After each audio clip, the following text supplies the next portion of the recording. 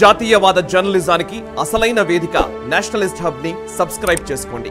Notifications కోసం bell icon పై click చేయండి. And Israel కి సంబంధించి ఒక కీలకమైన పరిణామం జరిగింది. Karim Khan, the chief prosecutor of the international criminal court ICC chief prosecutor Karim Khan ఒక స్టేట్మెంట్ రిలీజ్ చేశారు. అదేంటంటే వార్ క్రైమ్స్ చేసినట్టుగా ఇప్పుడు లైక్ ఇజ్రాయెల్ ముఖ్యమైన నాయకులు కావచ్చు, హమాస్ వాళ్ళిద్దరికి కూడా అరెస్ట్ వారెంట్స్ ఇష్యూ చేయాలని ఆయన ఒక స్టేట్మెంట్ రిలీజ్ చేయడం జరిగింది. కరీం ఖాన్ కి డైరెక్ట్ గానే బెంజమిన్ నెతన్యాహు స్ట్రాంగ్ రెస్పాన్స్ ఇచ్చారు. అండ్ ఆయన ఒక యాంటీ సెమటిక్ అని చాలా స్పష్టంగా వ్యాఖ్యానించడం జరిగింది. అండ్ ఖాన్ చెప్పిన మాటలు అంటే ఇది హ్యూమానిటీకి వ్యతిరేకంగా చేస్తున్నటువంటి ఒక వార్ క్రైమ్స్ చేస్తున్నటువంటి వ్యక్తులుగా ఇద్దరిని ఏకతాటిపైకి ఇజ్రాయెల్ ని హమాస్ ని కలిపి చూడడాన్ని మీరు ఎట్లా చూస్తారు? అండ్ ఈ ఐసిసి వారెంట్ విషయంలో మీ అభిప్రాయం ఏంటి? నిజంగా ఇటువంటి ఐసిసి ఇంటర్నేషనల్ అరెస్ట్ వారెంట్ అంటూ ఇష్యూ చేయాలంటే ముందర మీరు ఒబామాకి ఇష్యూ చేయండి, తర్వాత మీరు జార్జ్ బుష్కి ఇష్యూ చేయండి. వీళ్ళు ఎన్ని మానవ హక్కుల ఉల్లంఘన చేశారు? వీళ్ళు లక్షలాది మందిని పొట్టన పెట్టుకున్నారు. వీళ్ళు వెపన్స్ ఆఫ్ మాస్ డిస్ట్రక్షన్ అని పేరు చెప్పి వాళ్ళకి ఇంటెలిజెన్స్ తెలిసి కూడా ఇరాక్లో ఎంతమందిని ఊచకోత కోసారు వీళ్ళు, ఆఫ్ఘనిస్తాన్లో ఎంతమంది ఊచకోతలు కోసారు వీళ్ళు. ఆఖరికి వీళ్ళు ఆఖరి రోజు కూడా ఆగస్టు 15, 2021లో కూడాను అమెరికా వెనక్కు వస్తున్నప్పుడు కూడా వీళ్ళు పొరపాటున ఒక సివిలియన్ కాన్వాయ్ మీద బాంబులు వేసి చాలా మంది చనిపోయారు. సో వాళ్ళకి ఏమైనా క్షమాపణ కూడా చెప్పారు వీళ్ళు? కనీసం వాళ్ళకి ఏమైనా కాంపన్సేషన్ ఇచ్చారా?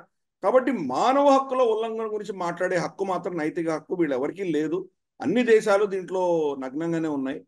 మరి ఫస్ట్ ఇటువంటిది ఏమైనా ఇష్యూ చేస్తే ముందర అమెరికా నేతృత్వం మీద ఇష్యూ చేయాలి. వియట్నాం మీద నాపాన్ బాంబులు వేశారు, వాళ్ళు కెమికల్ బాంబులు వేశారు. అసలు మనుషుల మీద న్యూక్లియర్ బాంబు అటాక్ చేసింది ఏకైక దేశం అమెరికా. మరి వాళ్ళ మీద ఇష్యూ చేయింది, మరి వీళ్ళ మీద ఇష్యూ చేయడం ఏంటి? కాబట్టి అది పెద్ద హాస్యాస్పదమైన విషయం. అలాగే మనకు ఆఫ్రికా దేశంలో చాలా అకృత్యాలు జరుగుతున్నాయి, దాని గురించి ఎందుకు మాట్లాడట్లేదు? అలాగే ఇతరత్ర ప్రాంతాల్లో కూడా వెనేజుయేలాలో చాలా మానవ హక్కుల ఉల్లంఘనలు జరుగుతున్నాయి, అక్కడ వాటి గురించి ఎందుకు మాట్లాడట్లేదు? కాబట్టి ఇదంతా సెలెక్టివ్గా జరుగుతున్నది. యాంటీ సెమిటిజం అంటే ఇజ్రాయెల్ జ్యూస్కి వ్యతిరేకంగా ఒక విధమైనటువంటి ఏదైతే జిహాదీ యాటిట్యూడ్ అన్నది వెస్టర్న్ ప్రపంచం అంతా కూడాను ఈరోజు ఏదైతే ఉన్నదో దాని ఆధారంగానే ఈ యొక్క రిక్వెస్ట్ చేయడం అన్నది జరిగింది. ఇంకా ఇష్యూ అవ్వలేదు వారెంట్.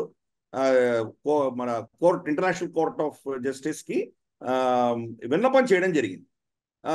అతను ప్రాసిక్యూటర్ అడిగాడు, ఈ వారెంట్ ఇష్యూ చేయమని అడిగాడు. దీని వెనకాల అతన్ని ప్రేరేపణ, అతనికి ఇది చేయడానికి కావాల్సినటువంటి సామాగ్రి అంటే ఇంటెలెక్చువల్ ఇన్పుట్, తర్వాత దానికి కావాల్సిన లీగల్ ఆస్పెక్ట్స్ అన్ని కూడాను సహాయం చేసింది అమలా క్లూనీ. జార్జ్ క్లూనీ భార్య. ఆవిడ కూడాను ముస్లిమే. ఆవిడ అఫ్ కోర్స్ ఇంటర్నేషనల్ లాలో చాలా పేరుగన్నటువంటి లాయర్ ఆవిడ. అంటే మీరు ఎంతటి ఉన్నత స్థితిలో ఉన్నా, పబ్లిక్ స్పేస్లో మీరు ఎంత ప్రామినెంట్గా ఉండి ఎంత ఉన్నత స్థానంలో ఉన్నా కానీ కూడా అల్టిమేట్గా మీలో ఉన్నటువంటి ముస్లిం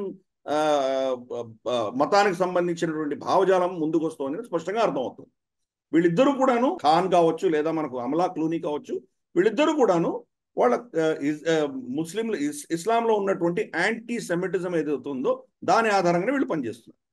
ఒక ఎలక్టెడ్ గవర్నమెంట్కి ఒక టెర్రరిస్ట్ ఆర్గనైజేషన్ హమాస్ని ఎలా మీరు పోలికలు తీసుకొస్తారు మీరు? మరి ఆ దేశంలో జరిగినటువంటి మరణకాండకు విరుద్ధంగా వీళ్ళు పోరాటం చేసి వాళ్ళ హాస్పిటల్స్లో, స్కూల్స్లో, మద్రసాస్లో, వాళ్ళ రీహాబిలిటేషన్ సెంటర్స్లో, మన రెఫ్యూజీ క్యాంప్స్లో వీళ్ళందరూ బాంబులు పెట్టి అక్కడి నుంచి మిసైల్స్ కొడుతుంటే మరి కొలాటరల్ డ్యామేజ్ ఉండి తీరుతుంది. అది కొలాటరల్ డ్యామేజ్ ఉండదు అని ఎవరైనా అనగలరా? అదే కొలాటరల్ డ్యామేజ్ మరి ఇరాక్లో జరిగాయి కదా, మన ఆఫ్ఘనిస్తాన్లో జరిగాయి కదా. కాబట్టి ఇదంతా కూడా ఏంటంటే తప్పకుండా ఒక విధమైనటువంటి యాంటీ సెమిటిజం అన్నటువంటి భావజాలం వెస్ట్లో అంతా కూడా ఈ లెఫ్ట్ లిబరల్స్ పట్టి పోషించారు. జిహాదీలు తర్వాత ఈ లెఫ్టిస్ట్స్ వీళ్ళిద్దరూ కలిసి కూటమిగా ఏర్పడి ఇవన్నీ చేస్తున్నారు. దాన్నే వాళ్ళు విరోధించడం జరిగింది. మన బెంజమిన్ నెతన్యాహు కావచ్చు లేదా మనకు జో బైడెన్ కావచ్చు, వీళ్ళందరూ కూడా దాన్ని తిరస్కరిస్తున్నారు. అలాగే మనకు రిషి సునాక్ కూడా తిరస్కరించాడు దాన్ని. నేతృత్వం తిరస్కరించినా కానీ కింద ప్రజల్లో ఉన్నటువంటి యాంటీ సెమిటిజం అన్నది చాలా సీరియస్ ఇష్యూ ఇది. అది ఓకే సరే, ముస్లిమ్స్కి ఉన్నది అంటే కనుక అది ఒక మనకు అర్థమవుతుంది, ఖురాన్లో రాస్తుంది, హదీస్లో ఉంది కాబట్టి వాళ్ళు చేస్తున్నారు అనొచ్చు. మరి క్రిస్టియన్ ప్రపంచంలో ఎందుకు జరుగుతుంది, అది కూడా పెద్ద ప్రశ్న. అది క్రిస్టియన్ ప్రపంచంలో కూడా మనకు జీసస్ క్రైస్ట్ మరణానికి జ్యూస్ కారణము అన్నటువంటి వాళ్ళకు బలమైనటువంటి మతపరమైనటువంటి ఆలోచన దృక్పథంతో ఈ యాంటీ సెమిటిజం అన్నది వెస్ట్లో ఉన్నది. అది ఏదో హిట్లర్ని బూచిగా చూపిస్తారే కానీ హిట్లర్ రాకముందు నుంచి కూడాను జ్యూస్ని వాళ్ళు బాగా పీడించేవాళ్ళు వాళ్ళు. అదే భావజాలం మనం ఇప్పుడు అమెరికాలో కూడా చూస్తున్నాము. సో అబ్రహామిక్ మన క్రిస్టియానిటీ కావచ్చు, ఇస్లాం కావచ్చు, ఈ కమ్యూనిస్టు లెఫ్టిస్టులతో కలిసి ఈ కుట్రలన్నీ చేస్తున్నారు. చాలా డేంజరస్ ట్రెండ్ ఇది. 120 దేశాలు పైబడి ఈ చట్టాన్ని యాక్సెప్ట్ చేస్తాయి. కాబట్టి ఆ దేశాలకు కనుక మన బెంజమిన్ నెతన్యాహు వెళితే అరెస్ట్ చేయక తప్పదు వాళ్లకు. అఫ్ కోర్స్ భారతదేశం దీన్ని యాక్సెప్ట్ చేయదు, భారతదేశం మనం రిజెక్ట్ చేసాము, అమెరికా కూడా దాన్ని యాక్సెప్ట్ చేయదు. ఇప్పుడు ఫర్ ఇన్స్టెన్స్ మనకు వ్లాడిమిర్ పుటిన్ మీద కూడా ఇటువంటి ఒక ఆర్డర్ ఇష్యూ చేయడం జరిగింది. అందుకని ఆయన ఎక్కువ వెళ్ళట్లేదు, ఎక్కడికి బయటికి వెళ్ళట్లేదు. ఆయన ఏ దేశానికి వెళ్తే ఆ దేశంలో అతను అరెస్ట్ చేస్తారో అన్నటువంటి భయం ఉన్నది. అది ఫర్ ఇన్స్టెన్స్ బ్రిక్స్ సమ్మిట్కి ఆయన ఇక్కడికి మన జోహానస్బర్గ్ రాలేదు, ఆయన సౌత్ ఆఫ్రికా రాలేదు. ఎందుకంటే సౌత్ ఆఫ్రికా ఈ ఐసీజే జడ్జిమెంట్ని వాళ్ళు పాటించవలసిన బాధ్యత వాళ్ళ మీద ఉన్నది. కాబట్టి ఇటువంటి ప్రమాదాలు ఉన్నాయి. ఒక ఎలక్టెడ్ గవర్నమెంట్కి ఒక టెర్రరిస్ట్ ఆర్గనైజేషన్స్కి ఈక్వేట్ చేస్తున్నామంటే అది దాని చిత్తశుద్ధి ఎంత ఉందో మనం అర్థం చేసుకోవచ్చు. పెద్ద లార్జర్ పిక్చర్ అంటే యునైటెడ్ నేషన్సే ఒక కంప్లీట్ ఫెయిల్డ్ ఆర్గనైజేషన్గా తయారైంది. అది ప్రపంచంలో శాంతి తీసుకురాలేకపోతున్నది. ప్లస్ పైపెచ్చు వాళ్ళు చేస్తున్నవన్నీ కూడాను చాలా అవకతవకలు, ఏది న్యాయమో దానికి భిన్నంగా చాలా ఏంటంటే ఒక విధమైనటువంటి కంటకంగా తయారైనటువంటి బాడీగా యునైటెడ్ నేషన్స్ ఈరోజు మనం పరిగణించవచ్చు.